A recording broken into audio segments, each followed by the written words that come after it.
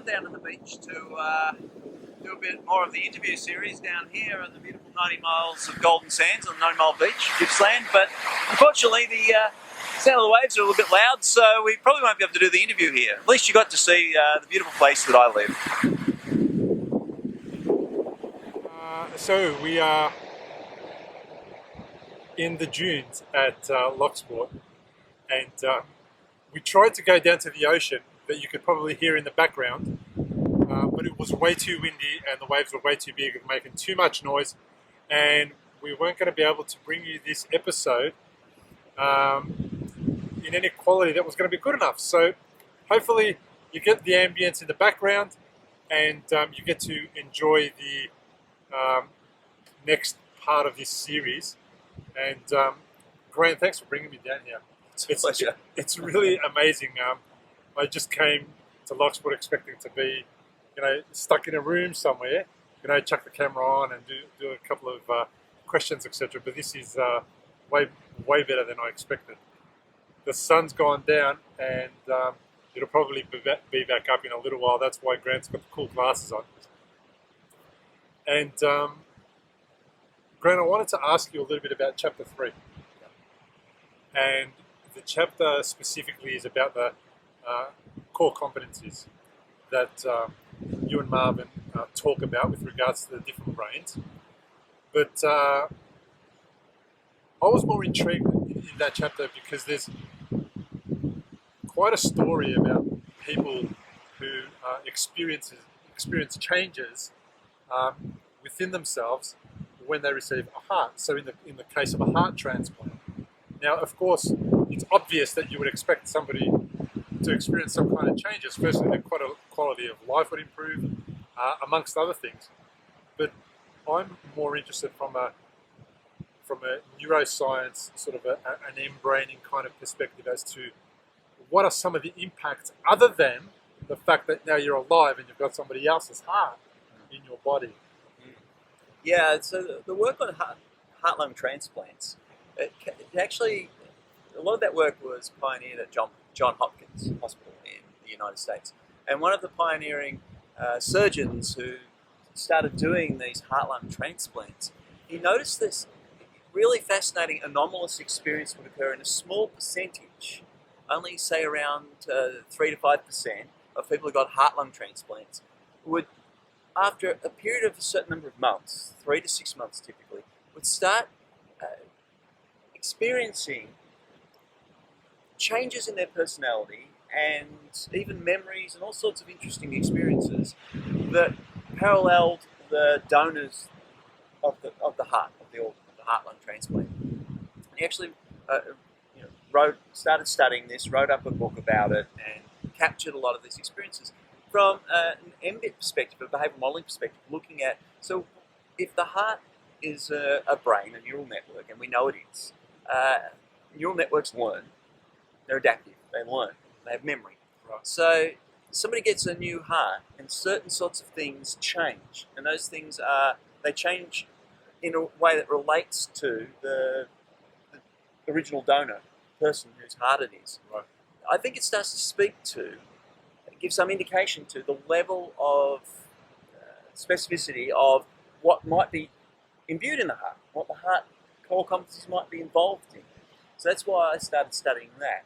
And you see, for something like the example of Claire Sylvia, who was a world-class dancer, and she had some congenital problems with her heart, eventually heart failure, and she had to get a new heart. And what happened in her life after about 3 to 6 months later, and she had this incredible dream. And a lot of people with heart-lung transplants report in this percentage, where they start experiencing stuff from the donors.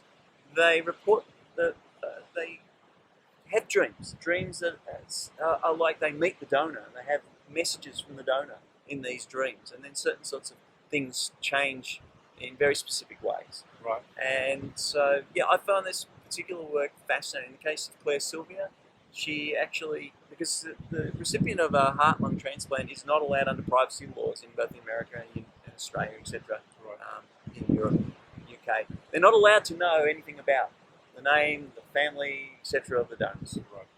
So it's kept very private.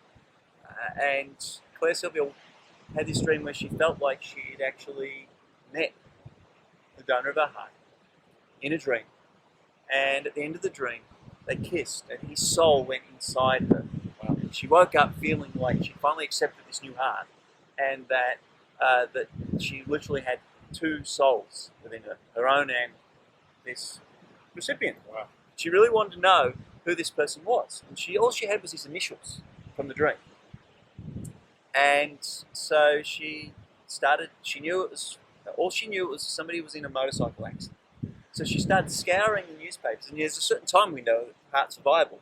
So she knew if she looked in newspapers all over the US for motorcycle accidents that have been written up, and then go and see the families, she might be able to find eventually, because the hospital would not give her the information under privacy rules. And eventually she tracked down the donor of her heart, and it turned out that once she had found out who it was, then the medical establishment concurred, yes, it was that person. And she had the initial spot on, was the guy's name. And the things that Claire, having been a world-class dancer and she was all about health, and she knew she had heart problems, she was really into eating healthfully and living healthfully.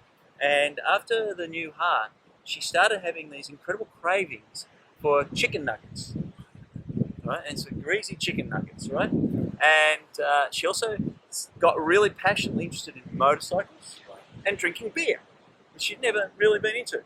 So now she's a chicken nugget eating, beer swilling, motorbike aficionado, right? And something that she'd never had in her life before, ever. And it turned out that the donor of her heart died on the way to getting chicken nuggets on his motorcycle. He had three passions in his life. They were motorcycles, drinking beer, and chicken nuggets. In fact, in his leather jacket, they found chicken nuggets, in his leather jacket when he died in the motorcycle accident. So it's really fascinating that this level of what shifts and what changes in those cases. There was another one where there was a young girl who she was a recipient of a heart-lung transplant from another girl who was a couple of years older. So she was, I think, 6, and the donor was 8. The donor was murdered, and the 6-year-old started having nightmares in which she saw herself being murdered. And she reported this to her mother, these horrible graphic nightmares. And the mother was really worried about this and took the little girl to a psychiatrist. And the psychiatrist said, there's so much detail in these dreams and in what your daughter's reporting. I think we have to go and speak to the police. Right. And so they did, and the little girl had sufficient detail from these dreams that they're actually able to determine who had killed the donor of the heart and put him in jail. Wow. Yeah.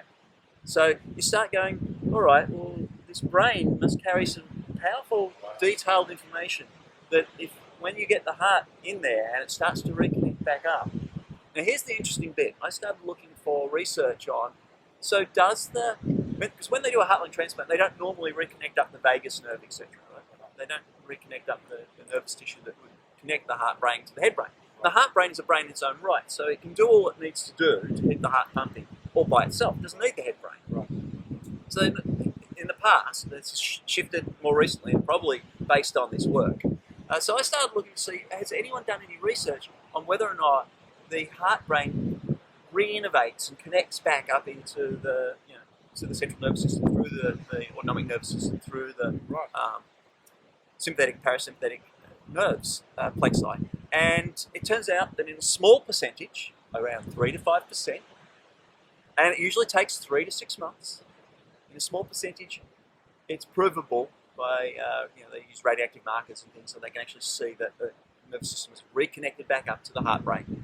That, yes, it does, but only in a small percentage. And it turns out it's the same percentage and the same duration of those people who start having these weird anomalous experiences of experiencing stuff from the donor, having shifts or connections at a personality level and taste level and aesthetics level and all the sorts of things that we normally view in the heart, aesthetics and stuff like that. So I think it's not surprising that when we do heart-lung transplants, certain things are carried in the memories, the neural network memories of the heart, and that level of specificity around what your dreams and desires are, what's important to you. Love motorbikes, Yes. etc. And the heart doesn't just connect up with the head; it connects with the gut. So I love chicken nuggets. My tastes change, Right. etc. So, and a lot of the heart-lung transplant people report changes in tastes, Wow. tastes in music, tastes in food. A lot of aesthetic experience, what they find attractive and not attractive, completely shifts. Wow. And then there's amazing levels of memory. They literally, if the person was in, there was one reported instance where it was a policeman and he was shot in the face by a guy who was a drug addict, drug dealer, who had long hair and beard and looked like a Jesus figure. And this guy the recipient kept having waking up with these nightmares of the sound of thunder with the image of Jesus, silhouette of Jesus. Wow. And it turned out that he started feeling like he had to track down who the donor was, tracked him down, finally found out that his donor had been killed to a shotgun blast, sound of thunder, and a guy who looked like a Jesus figure, long hair with a beard, all that sort of stuff. So there's some amazing levels of memory that must be carried in the heart. So whilst it's not absolute science, there's a lot of anecdotal stuff, although it's been collected by a medical researcher, and there's been actually a couple of medical researchers collecting this anomalous heart-lung transplant change of personality evidence. So is that the kind of thing that happens when I walk past the local department store and they've got this particular perfume and they spray it, and I happen to get a whiff of the spray of that particular perfume and it takes me back to my first girlfriend when I was 12? Yes. Well, no, I'm not sure whether it's completely connected there, but that's certainly what you're speaking to is a really, humorously, is actually something that in the work that came out of not the neuroscience but the behavioural modelling is that the heart appears to be connected to the sense of smell. So the gut is connected to the sense of taste, but the heart is strongly connected to a sense of smell. And so that's why we have, to do with romance, perfumes. Why we like perfumes and beautiful smells, etc., associated, I believe, with heart-based emotions. Right? And if we talk about something that we don't value, we really dislike intensely, we'll say that idea stinks. Yes. Right? We'll even say that person stinks, even if they don't stink. But just that notion stinks, or that person, or it's got a bad whiff here, etc. Yes. And so I think there is a strong connection, and from an evolutionary perspective, the sense of smell is a very ancient sense. It goes straight through to the limbic structures, the emotional structures in the head. The emotional structures, the limbic structures connect down through some deep motor maps, sensory motor maps in the brain. An area called the insular and the anterior cingulate cortex, and that's where the heart and gut brains communicate. Like the nerve signals come up into these deep maps in the head brain, and so I think what's happening is taste is like the tongue is the distal endpoint, the endpoint of the gut brain. The gut brain runs, the enteric nervous system runs from the tongue to the anus. So we've got the heart brain connecting through the sense of smell, and the gut brain connecting through the sense of taste. The heart brain innervates and connects and communicates with the gut brain and with the head brain, and so there's all of this stuff going on in communication, and the sense of smell and therefore words to do with smell, and the sense of taste, words to do with taste, are ways, the olfactory and gustatory, is the fancy word for the five senses, visual, auditory, kinesthetic, sight, sound and feelings. Olfactory and gustatory are smell and taste. The olfactory and gustatory are the language of the heart and gut brains. And the ways in which the heart and gut brains communicate. So if something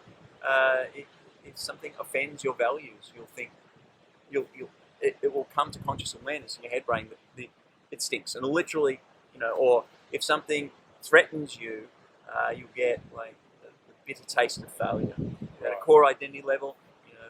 Sour taste of fear. So these experiences that are being communicated, so the fear has come up into the tongue, because there are gateways between as you know, in MBET we've found that there are gateways or areas of overlap between the gut brain and the head brain, the heart brain and the head brain, for example, between the somatic nervous system, the bit you have conscious awareness and control over, and the autonomic nervous system innovating down into these heart and gut brains. There are these points of overlap, or gateways or bridges, and one of them is the tongue, one of them is the throat. The throat is co-innovated. It has nerves coming up from the enteric nervous system up to through the whole of the esophagus and the head brain. So there are points where people will have this experience, say, I can't swallow that idea. If something really threatens them or doesn't match my core identity, they'll literally choke. I've got something stuck in my throat. And so this then matches up with things like in the Hindu system, the chakra system, where we have a throat chakra, etc. You know, the chakras appear to be points of either brains, the neural networks, or gateways, points of co-innovation or overlap. They're core points of change, of control and communication between the neural networks, between the brains. And so this starts to explain why the Hindu chakra system is what it is and why the different chakras do what they do. So you look at it from a neurological perspective, you go, that makes complete sense.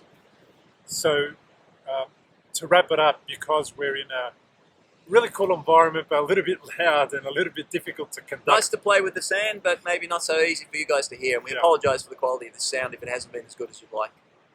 To wrap up, now these stories that you mentioned, they're in the book, right? Yeah, exactly. And you guys go into a fair amount of detail. And then in the Excel spreadsheet on mBraining.com, where there are links and references to all these things, and you can go to the original papers. They've actually got URLs. You can click on it, go straight there, and read all the original stories and the reports from these various researchers and medicos, etc. on all of this. Some fascinating stuff.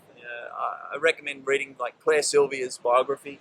Unfortunately, Claire died only a couple of years ago.